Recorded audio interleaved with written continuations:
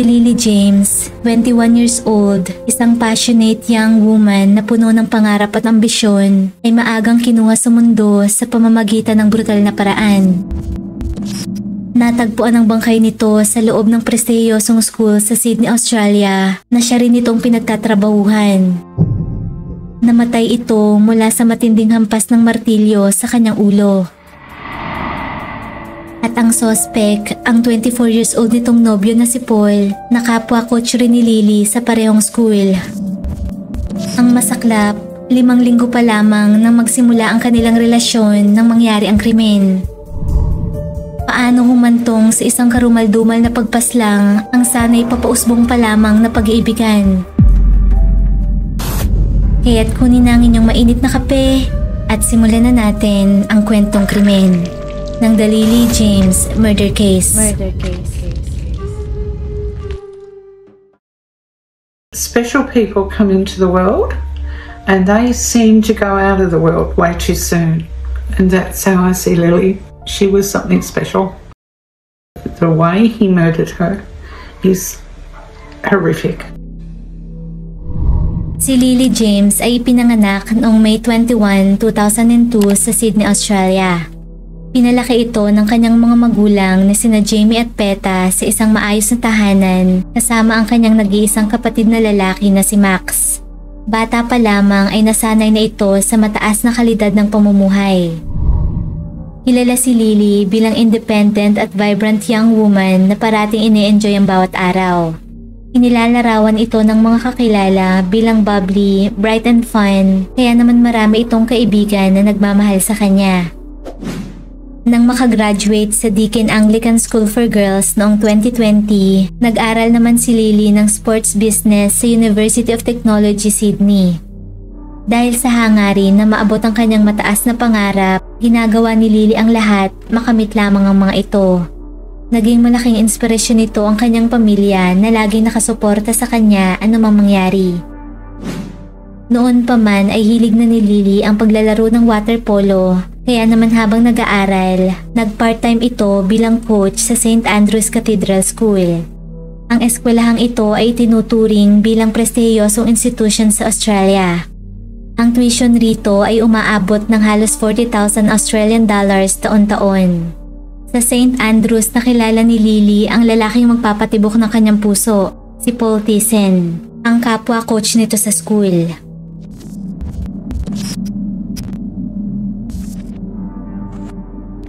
Si Paul ay isang Dutch national na isinilang noong 1999. Solong anak ito ng kanyang mayamang magulang mula sa Netherlands. Ang kanyang ina na si Steph at amang si Esther ay pawang matagumpay na corporate professionals. Ang kanyang ama ay isang consultant sa marketing and communications. Taong 2015 nang lumipat ang pamilya ng mga ito sa Sydney kung saan nag-aral si Paul sa St. Andrews. Naging sports captain ito roon at naging parte ng school leadership team. Pag-graduate noong 2017, bumalik ang kanilang pamilya sa Netherlands. Subalit makalipas ang 3 taon, nagpasya si Paul na magtrabaho sa St. Andrews bilang coach ng hockey at cricket.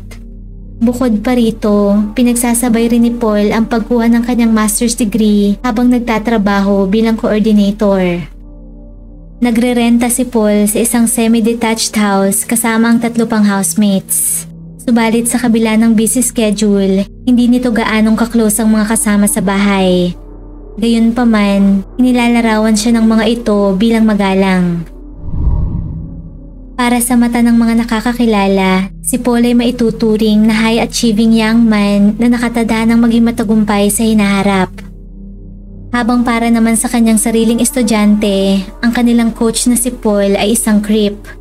Marami sa mga ito ang naiilang sa tuwing nasa paligid si Paul. May pagka-flirt umano ito sa mga babae. Habang para naman sa mga lalaking nakakakilala rito, gaya ng kanyang mga dating kasamahan, si Paul ay arugante. Marami sa mga ito ang hindi niya kasundo.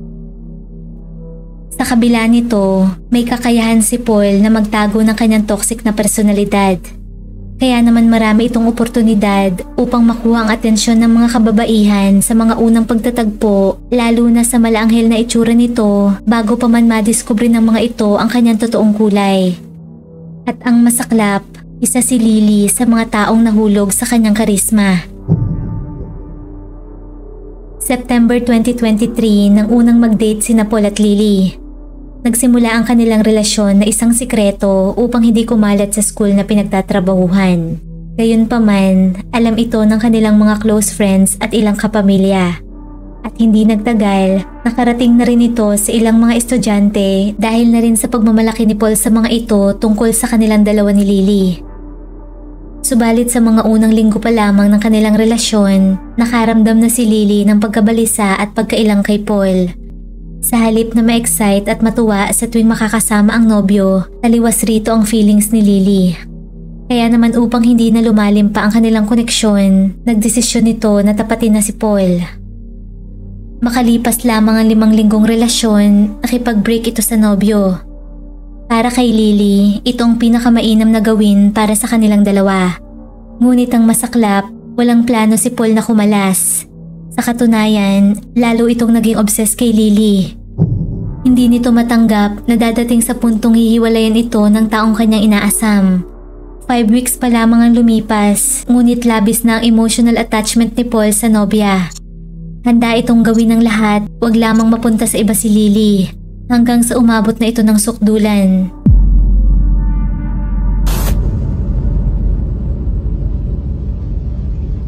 Noong October 25, 2023, malalim na ang gabi ngunit hindi pa rin umuwi sa kanilang tahanan si Lily. Hindi na mapakali ang mga magulang nito dahil hindi ang mga ito sanay na nagpapaabot ng ganoong oras sa labas ang kanilang unika iha nang walang paalam. Nang tanungin ng mga kaibigan at kakilala, hindi rin ang mga ito masabi kung nasaan si Lily. Hanggang sa maya-maya pa, mas lalong nadagdagan ang kaba ng mga magulang nito nang makatanggap ng mensahe mula sa numero ni Lily. Una pa lamang ay nakutuban agad ng mag-asawang James na hindi si Lily ang nagsulat ng message. Ayon sa text, nagpapasundo si Lily sa kanyang ama sa school.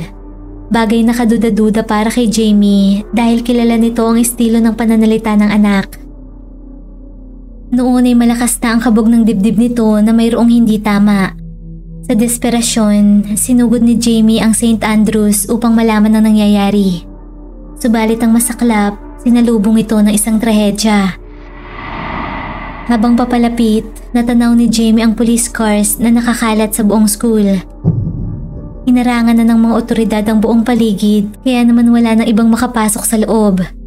Hindi pa man malinaw ang detalye, ngunit alam na ni Jamie na sangkot si Lily sa kung anumang nagaganap. At tama nga ang hinala nito. Police located the body of a female in her early 20s in the gym area of the school, and from her injuries it was apparent that she was a victim of a homicide. We just ask everybody to be mindful of the fact that we've got numerous students turning up to St Andrews Cathedral today. We believe that the female is an employer of the school. Naroon ang mga pulis dahil sa isang tawag na natanggap ng mga ito mula sa anonymous caller na nagtip na mayroong katawan ng isang babae na matatagpuan sa St. Andrews na kailangang maimbestigahan. Bago pa man dumating si Jamie sa school, nauna ng galugarin ng mga pulis ang lugar. At doon ay natagpuan ng mga ito ang katawan ni Lily sa loob ng banyo ng gymnasium. Pagpasok sa CR, tumambad ang mga senyales ng pambubunong naganap. Nakahandusay sa sahig ang bangkay ni Lily na halos hindi na makilala sa lala ng tinamo nitong mga tama sa mukha at katawan. Lumalabas na pinaslang ito sa pamamagitan ng ilang beses na hampas ng martilyo. 21 years old pa lamang noon si Lily nang magwakas ang kanyang buhay mula sa matinding head injuries. Mabilis na kumalat ang balita ng brutal na pagkamatay ni Lily hindi lamang sa buong school kundi pati na rin sa buong Australia. Si Lily, ang well-loved and respected coach ng kanyang mga estudyante, ay pinaslang sa mismong lugar na kanyang pinagtatrabahuhan kung saan inaasahang magiging ligtas ang buhay nito. Hindi makapaniwala ang lahat sa kung paanong nangyari ang lubhang brutal na krimeng ito. Ang mga ganitong uri ng kaso ay sobrang bibihira lamang mangyari sa kanilang komunidad. Nabalot ng pangamba ang publiko mula sa panganib na maaari pang gawin ng killer ni Lily na noon ay hindi pa alam kung saan matatagpuan. We're currently looking for a male person, also in his early 20s, who we believe can assist us with this investigation. We also believe he is also employed by the school. Mula sa initial investigation, mabilis na natukoy ng otoridad si Paul Thiessen, ang boyfriend ni Lily, bilang person of interest sa murder nito. Gayunpaman, ang problema, hindi nila ito mahagilap. Samantala, tinatansyang nangyari ang pagpatay bandang alas 7 hanggang alas 8 ng gabing yun. At 4 na oras matapos ito nang makatanggap ng tawag ang otoridad ukol sa report ng bangkay ng babae sa school. Kinalaunan, nakumpirma ng mga ito na ang nasabing anonymous caller ay walang iba kundi si Paul. Nang itrace ang tawag, dinala ang mga ito sa isang lugar na tinatawag na The Gap na matatagpuan sa Vaucluse. Kilala ang lugar na ito sa pagiging mapanganib dahil matarik at mabato ito. Napag-alaman rin ng mga detective na ang lugar na ito ay kritikal dahil minsan na itong tinungo ni Lily at Paul ilang linggo bago ang murder. Wala namang sinayang na oras sa mga pulis. Agarang tinungo ng mga ito ang nasabing lokasyon na pinagmulan ng tawag ni Paul. Ngunit pagkarating, hindi nila ito natagpuan roon. Nang suriin naman ng mga ito ang ilang surveillance footage mula sa mga private home sa lugar, ilang nakakabahalang clues ang natuklasan ng mga ito. Bandang 8:47 PM, isang silver Lexus ang nakitang nagpark sa isang street sa Diamond Bay Reserve. Maya-maya pa, lumabas rito ang isang lalaki na pinaniniwalaang si Paul, bit-bit ang isang bag. Kalmado itong naglakad sa kalsada papalayo. Makalipas ang 8 minuto, muli itong nahagip ng kamera papabalik naman sa kanyang sasakyan, kung saan nanatili ito sa loob ng 36 minutes bago buksan ang makina. 2 hours pa matapos ang mga nakuha ng videos na ito bago tumawag si Paul sa otoridad upang mag-report. Sinundan ito ng pagtitext ni Paul sa ama ni Lily upang sunduin ito sa school. Ayon sa isang criminologist, maaaring nag-text si Paul upang siguruhin na matatagpuan ang katawan ni Lily o kaya naman ay upang lituhin ng mga pulis sa oras ng kamatayan nito. Hindi naman nahagip ng kamera kung saan ito direktang nag-drive papalayo. Pero bago tuluyang umalis, nakita rin si Paul na nagtungo sa isang basurahan. Hindi nagtagal, natagpuan na ng mga otoridad ang silver Lexus sa kalapit na car park, subalit wala si Paul sa loob. Nakita rin ng mga ito ng araw na yon sa isang basurahan ang pinaniniwalaang murder weapon na ginamit sa pagpasang kay Lily, pati na rin ang backpack ni Paul. A recent relationship breakup is believed to be behind the murder of a young woman inside prestigious St Andrew's Cathedral School in the city last night. Lily James was just 21, the school's water polo coach. Tonight, her 24-year-old ex-boyfriend is missing, with police continuing to search for him. Buong araw na sinuyod ng otoridad ang buong lugar kung saan huling namataan si Paul, ngunit bigo ang mga ito. Samantala, nakuha na rin ng mga pulis ang surveillance footage ng paaralan kung saan nakuha na ng video sina Paul at Lily sa school gym. Nang araw na yun, bago ang pagpaslang, naatasan si Paul na mag-ayos ng mga desk sa gym para sa mga estudyante na kukuha ng exam. Gamit ang martilyo at iba pang tools, sinet up ni Paul ang gymnasium. Bandang 6 PM, nagkatagpo sina Paul at Lily sa gym upang isauli ang kani-kanilang sporting equipments. Maya-maya pa, makikitang sumiklab ang pagtatalo sa pagitan ng dalawa. Kasunod nito, bandang alas 7, naglakad si Lily patungo sa banyo kung saan sinundan naman ito ni Paul. Doon na nito isinagawa ang karumaldumal na pagpatay kay Lily. Makalipas ang 1 oras, nakuhanan sa CCTV na mag-isa na lamang si Paul na lumabas sa CR. Samantala, 1 araw nang pinaghahanap si Paul ngunit wala itong bakas. Puno ng katanungan ang naghihinagpis na pamilya ni Lily kung paano at bakit ito nagawa ng taong kanilang pinagkakatiwalaan. Subalit kailanman ay hindi na makukuha ng mga ito ang kasagutan. The conditions here at Vaucluse are horrendous this morning. The seas are high and the winds are blustery. It's making the retrieval of this body incredibly hard for emergency services. It was around 7:30 this morning.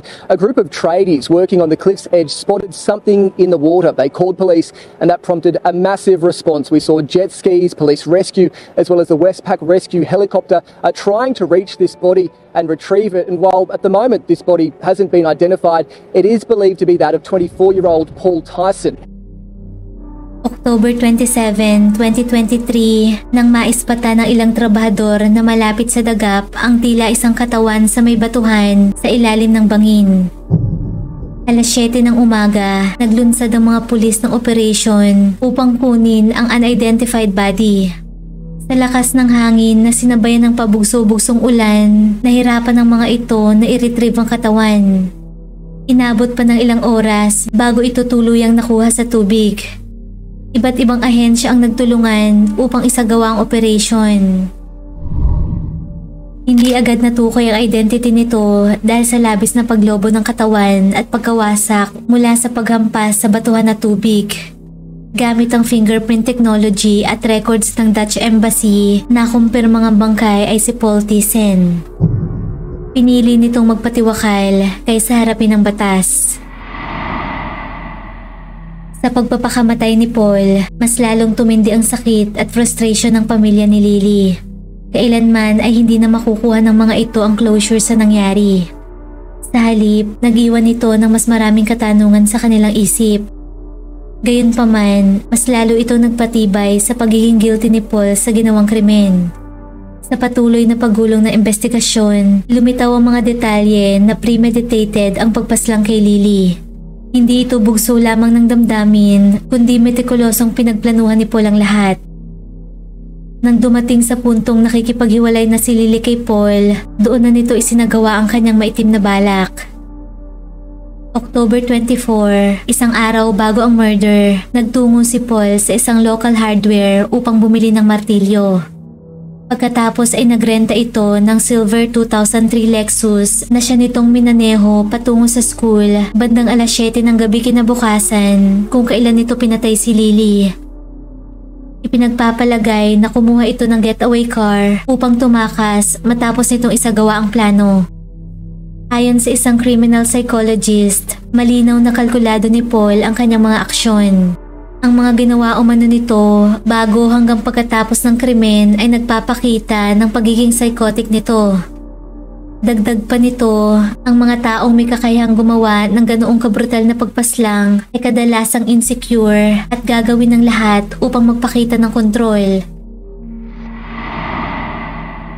Samantala, isang memorial service naman ang isinagawa sa dating eskwelahang pinasukan ni Lily. Halos lampas 500 estudyante, staff at alumni yung umattend upang i-honor ito. Nagsuot ang mga ito ng vibrant colors na damit upang alalahanin ang naging makulay na buhay ni Lily. Walang ibang bukang bibig ang mga naroroon kundi ang panghihinayang sa maagang pagwawakas ng buhay ng independent at vibrant na si Lily. Damang-dama ang pagmamahal ng lahat ng naroroon para sa kanya. Sa kabilang banda, tumanggap naman ng matinding kritisismo ang dating headmaster ng St. Andrews na si Dr. Collier nang tawagin nito ang killer na si Paul na isang absolute delight at hindi isang monster. Ayon sa kanyang newsletter, bago ang murder na ginawa ni Paul, nakapag-ambag ito ng positibo sa kanilang school. Marami umano itong ginawang mabuti para sa eskwelahan at mga estudyante bilang coach na hindi matatawaran. Ayon sa kanyang liham, quote-unquote, "It is essential to reflect on the individuals who have been part of our school's journey. Paul Tyson, who many of you knew as a dedicated sports coach and a vibrant member of our faculty, was often described as an absolute delight. His enthusiasm for sports, commitment to coaching, and ability to inspire students were qualities that endeared him to many within our community. Let us strive to maintain a balanced perspective, acknowledging both the positive contributions Paul made to our school and the gravity of the situation we now face." Marami ang nagpakita ng pagkadismaya kay Dr. Collier sa pagpuri nito kay Paul sa kabila ng kasuklam-suklam nitong murder. Masyado umano itong insensitive at inappropriate sa bigat ng ginawa ni Paul kay Lily. Samantala, noong November 2023, nagsampa naman ng kaso ang pamilya ni Lily laban sa St. Andrews dahil sa lubhang kapabayaan at kawalan ng panggabing security sa campus. Hindi matanggap ng mga ito na mangyayari ang ganoong uri ng trahedya sa mismong loob pa ng eskwelahan. Dinimolish na rin ang banyo sa St. Andrews Cathedral kung saan natagpuan ang katawan ni Lily.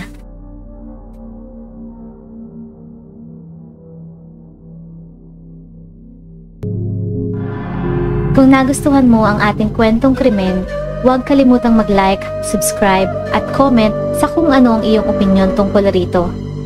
At laging tatandaan, mahalaga ang buhay, huwag kang papatay. Maraming salamat po sa panonood at hanggang sa muli.